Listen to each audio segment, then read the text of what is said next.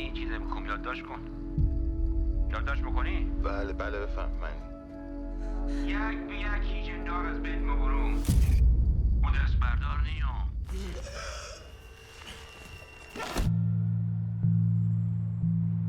در همین حال عنکبوت قاتل بر مشهد سایه گسترده است.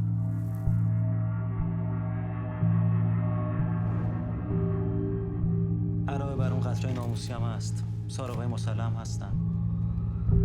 خانم جون فکر میکنی کجایی الان؟ میگن فقط دنبال زنای خراب. کثافت‌های خاک بر سر. در واقع این شخص طبق فتوا همه. فکر میکنید که پشت پرده داریم توطئه میکنیم. شما باید مراقب رفتارت باشی. علل خصوص در مشهد مقدس. این کیس رو ول کن. اینو سیاه چاله تنه داره. فکر میکنم خودم برای بنایی و گچکاری و ساختمونسازی و چنین چیزا درست نکردم.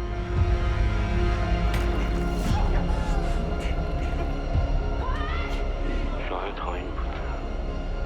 شاهد امدادهای غیبی.